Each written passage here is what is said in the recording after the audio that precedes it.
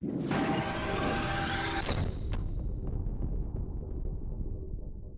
to Volvo Ocean Race. We are 2 weeks into Leg 2 and it has been an action-packed couple of weeks. However, the last 14 days have been just the appetizer.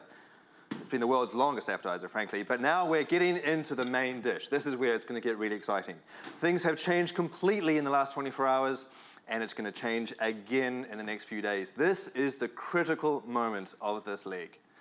Let's go into the virtual tracker and have a look at how it's going to play out. Well, you can see they've moved away from their Brazilian holiday. They are burying into the South Atlantic. And this is more or less where we left you yesterday, the discussion about what was going on with Dongfeng race team. And, well, it's been all about Mapfre since then. In fact, you can see a little jibe across to the east. Finally, the boats are pointing their way to Cape Town. Dongfeng up there, slammed, less pressure and 5 knots of boat speed, less than Mapfre down in the south. That inspires them to jibe south. Just a couple of hours later, trying to get a little bit of a piece of the action for themselves, and yet they've gone from leading the fleet for the almost last 2 weeks. They've had a target on their backs, and now, well, it looks like they're 4th place on the water. If we look a little bit further down the road, you can see that we've got that beautiful pressure, that front that's going to be whisking them across the middle of the Atlantic. And this is about where they're going to be ending up here.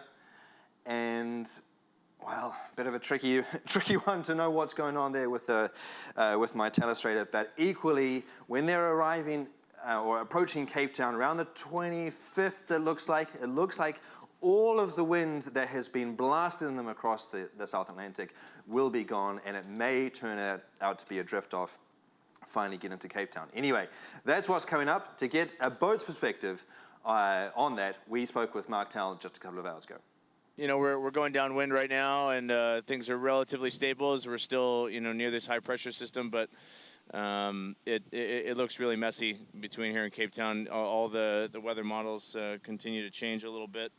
And there isn't a ton of agreement between the GFS and the EC. So, we're going to continue to engage this high and do our downwind sailing around the southern side of it for the next couple of days, and hopefully things sort themselves out. But it looks like there could be some light air coming, and it'll be really tricky getting in there. Everything has changed in the last 24 hours. We've got new leaders and we've got new people that are suffering out there. What's your take on the situation out on the water right now? Yeah, there's been a lot that's changed in the last couple of days. We've been quite close with Brunel and had a good battle with them. They're sailing really well, and it's been we've been working really hard to keep pushing to catch those guys. Mapfre's made a big play to the south, and it looks like they've got more pressure down there. So it'll be interesting to see how that plays out over the next couple of days. And it looks like, unfortunately, the northerly option for Dongfeng and Axo didn't quite pan out. So those guys have taken a loss. But looking ahead, there's quite a bit of uncertainty with the weather, and I'm confident that there'll be a lot more opportunities for all of us between here and Cape Town. Are you 100% happy with where we are, or would you be willing to swap your place with anybody else in the fleet right now? Well, I think Mapfre look really strong down there in the south. There's definitely more pressure down there. And they've obviously invested, a bit of their lead that they gained by being on the outside of the high to get south, and then we should see them take bearing and move forward on us just with that more pressure in the next couple of skids. So I'd say they look like the boat to beat right now. It was obviously a bit of a balance between how close you wanted to be and potentially cut the corner, and how far, how many extra miles you wanted to sail, and those guys did a really nice job. But as I said, there's a lot of opportunity left. We're happy that we're pointed toward Cape Town finally, or at least within a couple degrees of it, and not pointed toward South America. And we should have a good battle here with Brunel over the next couple of days, and hopefully we can get around those guys and have a good finish. Anybody can still win. A pretty happy Mark Towell there. They have gone from the extreme west position with a big investment in the future, and it looks like they are running to the bank with a smile on their face at the moment. So fingers crossed that their position works out. However, on the other side of the equation is Pascal Bidugori, navigator on Dongfeng race team. Yesterday we had the French connection where Niall was talking to that boat, and they may have been in the middle of the realization that that was not going to work out for them. Let's have a look at the clip from that boat as to see what the ambiance is like on board.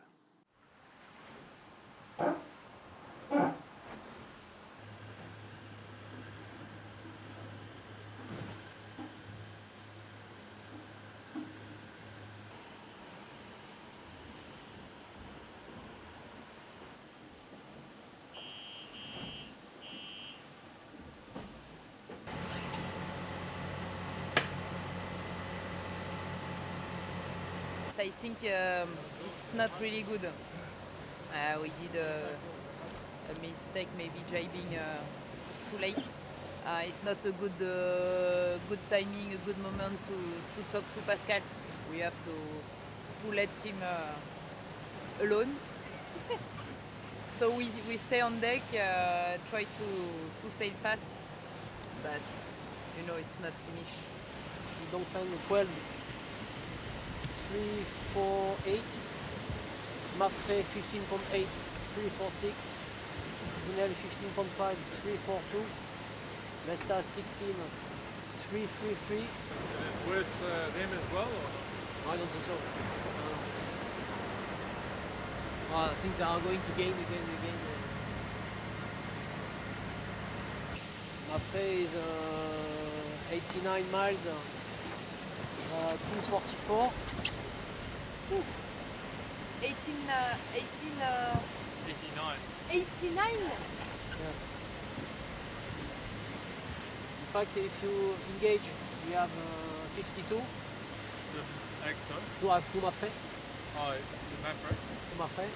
And like that, 70. You know, we are fucked. We're what? We are fucked. Completely fucked. Well, Pascal, I hope that you're able to recover your sense of humor. Good luck with that one. However, elsewhere in the fleet, there is an incredibly tight battle between Sunkai Scallywag and Turn the Tide on Plastic. They are bouncing off each other with just meters separating them after 2 weeks of racing. I've sailed inshore legs where there's frankly more separation, and these guys have been going hammer and tongs for the last 2 weeks. It is absolutely incredible. It's our producer's birthday today, and our editor, Fernando, has come up with this juicy little clip as a birthday present. I hope you enjoy it.